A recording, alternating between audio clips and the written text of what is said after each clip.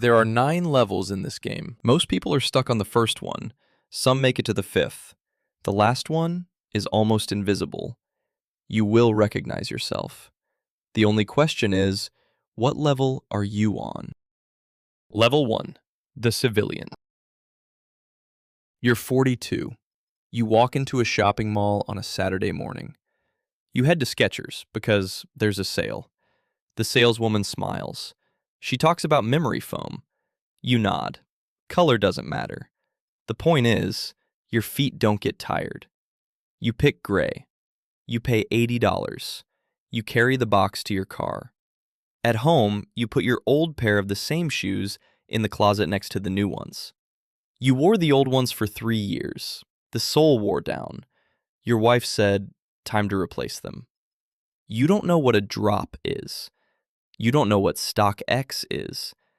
You don't know there's an app called Sneakers that wakes people up at 6 in the morning. At 7, you drink coffee. You don't have to prove anything to anyone. You're happy. Most people in the world are on this level and will stay there forever. Level 2. The Mall Kid. You're 17. You saved up for 3 months. Today you're buying your first pair of Air Force One. Nike store in the mall. $120. White. Low top. You hold the box like it's gold. You put them on right at home. You go outside. You notice that 3 out of 10 people walking by are wearing the same. That's normal. That means you're in the group. You don't know that Air Force One was designed by Bruce Kilgore in 1982. You don't know they were the first basketball shoes with an air pocket. You don't care. What matters is they're white. What matters is they're Nike. What matters is everyone sees the swoosh. In 6 months, the sole will yellow. You'll buy the exact same pair, and so on, for the next 10 years. Level 3. The Hype Buyer. You're 21. It's 9:58 a.m. You're sitting with 3 phones. In 2 minutes, Travis Scott X Jordan 1 drop. Retail price, $200. On StockX right now, pre-order, $1,200. 10 o'clock. You tap. 1 phone, out of stock. Second, error.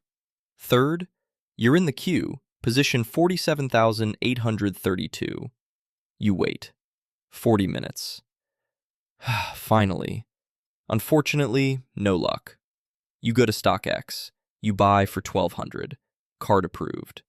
A week later, the shoes arrive. You unbox. Photograph at the right angle. Post to Instagram. You get 100 likes. You put them back in the box. You buy the next ones. This is your 3rd hype drop this month. You tell yourself, it's an investment. In 90% of cases, it's not. Level 4. The Brand Loyalist. You're 28. You figured out that Nike is for everyone, and New Balance is for those who know. In your closet, gray 990 V6, gray 2002 R, gray 9060. All 3 models almost identical, but you know the difference. You can explain the difference to a friend. The friend will nod and not understand. That's part of the pleasure. Today in the store, you're holding Made in USA, $320. For you, that's normal. An acquaintance asks, those are just gray sneakers? You smile. You don't answer. In parallel, you're discovering Hoka Bondi, Asics Gel Kayano, Solomon XT6. Running shoes you don't use for running. You think this is your personal discovery. It's not your personal discovery. It's the new trend. But you don't know that yet. Level 5. The Logo Boss. You're 34. You just got a bonus. You walk into Louis Vuitton on Rue Saint-Honoré. You buy LV Trainer. 1,600 euros. White with monogram everywhere a monogram can fit. Next day, you wear them to the office. A colleague looks at your feet, asks, Is that Louis Vuitton? You say, yes. That's the best moment of your month. In your closet, you also have Balenciaga Triple S, the giant ones. Look like orthopedic shoes after surgery. 1,100 euros. Dior B23 with oblique print. 1,200 euros. Off-White X Air Jordan 1. Bought for 1,200 in 2018. Now worth 18,000. You've never worn them. Virgil Abloh died in 2021. Prices doubled in a week. You remember where you were when you heard. You remember how much yours were worth then. In your closet, 28 pairs. Each in protective plastic. Each in a special cabinet with humidity control. Your wife says, it's a disease. You say, it's a collection. Both are right. You think you're at the top. You're actually only on level 5 out of 9. Level 6, the archive digger. You're 39. You're in a store in Berlin, holding Maison Margiela German Army trainer. The shoes look like they were found in a basement. No logos, no prints, no hype. 600 euros. The seller is silent. You're silent. Nobody explains why they cost that much. Those who know. At home you have Common Projects Achilles, Visvim FBT, Margiela Replica. You sold your LV trainers on resale, lost 600 euros. You don't regret it. You stopped chasing drops. You understood that hype is a game for the masses. You understood that what matters isn't what everyone wears. What matters is what's worn by those who stopped wanting to be noticed. In the subway, no one turns to look at your shoes. You're glad. Once a week, you meet one person. He wears the same. You nod to each other. Nobody else understands what just happened. That's the code. Level 7, the sneaker historian. You're 46. In your hand, Adidas Country from 1970. The sole yellowed, the leather cracked. You paid $800 for them on eBay from a collector in Japan. At home, you have no hype sneakers, only the archive. Nike Cortez 1972, the ones Forrest Gump ran in. Onitsuka Tiger Corsair, the original Knight turned into Nike Cortez. Puma Suede 1968, the ones Tommy Smith took off at the Olympics in protest. You can tell the story of every pair, who wore them, in what year, why it matters. You know that Air Jordan 1 was a failure according to the NBA. The NBA banned them for dress code violation.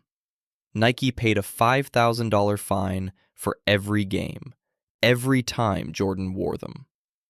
The ban created the legend. Nobody planned that. It works every time. In the world, there are maybe 30 people who know as much as you do. You all know each other. Level 8, the designer. You're 52. You're standing in Paris. In the window, Maison Margiela Tabi. Shoes with a split toe. Look like a hoof. Like the designer forgot to finish the front. Like a manufacturing defect they decided to sell. Price, 1,200 euros. A tourist walks into the store, looks at the window, says out loud, "What is that? Shoes for people with too big toes?" The seller smiles. You buy them. The seller wraps them in silk, like it's a baby and not a shoe. Next day, you wear them to a cafe. A minute later, 3 cooks peek out of the kitchen, all looking at your feet, all silent. You take a sip of coffee. You don't break eye contact. At home, your mother calls. You're on video. The camera accidentally drops to your feet. Your mother is silent for 10 seconds, then says, "Son, is that normal? Are you okay?" You say, "Mom, it's Margiela." She says, "Is that a diagnosis?" In your closet, you also have Rick Owens' Geo basket. Shoes that look like a satanic knight's footwear. Balenciaga track. Shoes that look like they were assembled from parts of 5 other shoes. Salomon X Comme des Garçons.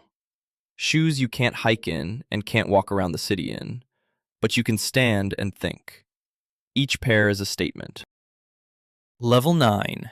The Invisible. Tokyo. Narita Airport. Suitcase. 1 empty box.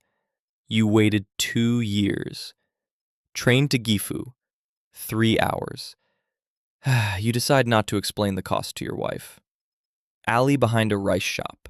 No sign, no website, no Instagram, no NFT, no podcast. Just the door. 68-year-old man opens. Apron, leather scrap. 5 seconds. Nods. Inside, 3 chairs, 1 table, 1 lamp, 1 sewing machine. 1962. 12 pairs on a shelf. Annual production. He opens the box. Your shoes. Made by hand. 1 pair, 1 time. Never again. They look ordinary. If you know, you know. 3,000. Cash. No receipt, no box, no QR code. Paper bag. Rice market kind. He bows. Closes the door. On the plane, bag under the seat. Flight attendant. Should I put it on the rack? No need. Landing. He puts on the plain white sneakers right there in his seat. Walks through the airport. Hundreds of people passing. Nobody looks down, nobody stops, nobody notices. That's the point.